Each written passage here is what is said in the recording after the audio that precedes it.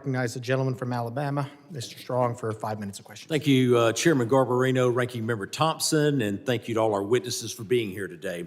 Let me start with the simple facts. The border is now closed.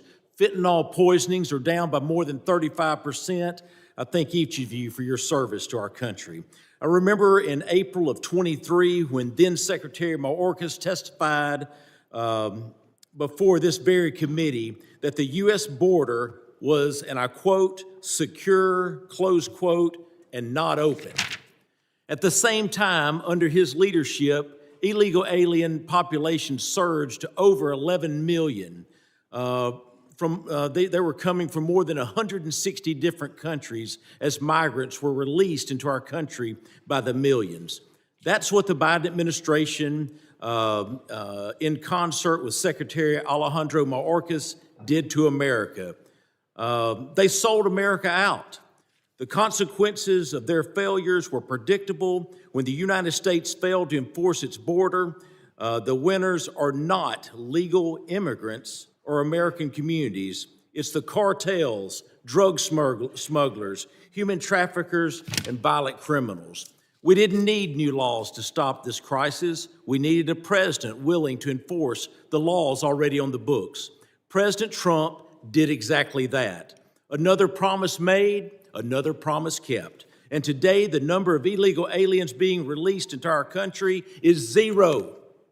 Zero. That's what it took a president to make the hard decisions. And America is better because of it. So my question is straightforward. Commissioner Scott, was Secretary Mayorkas telling the truth when he testified before this committee that the border was secure? Consistent with my prior testimony, no, he was not.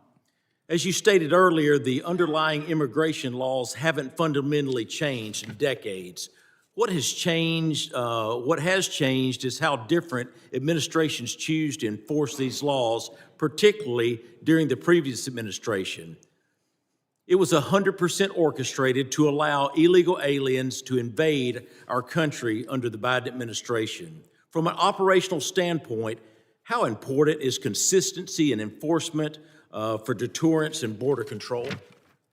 It's extremely important, and we keep talking about immigration, but let me remind people, border security really is national security. The cartels use illegal immigration to literally overwhelm law enforcement at the border and bring in all kinds of other threats. It's the second wave that always is the most critical. The Interior Enforcement sent a message around the world that we're not going to just let you go. It took away the marketing ability of the cartels to get people to come to the border and overwhelm law enforcement.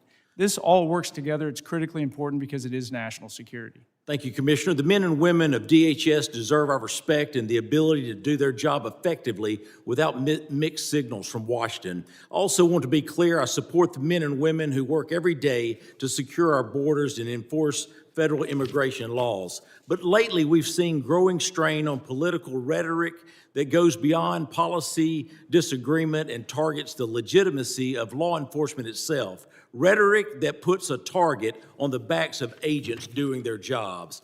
Acting Director Lyons, we keep hearing calls from left-wing politicians to abolish ICE. Some, including many who should know better, have denounced federal law enforcement as secret police. How would you respond to these reckless attacks?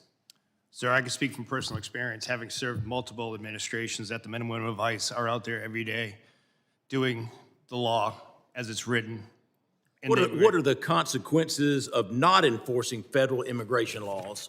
Sir, if you look at what ICE has done, if you look at the amount of, as I said earlier, the amount of known and suspected terrorists that we removed from the country, we arrested 1,477 this year and removed 1,480.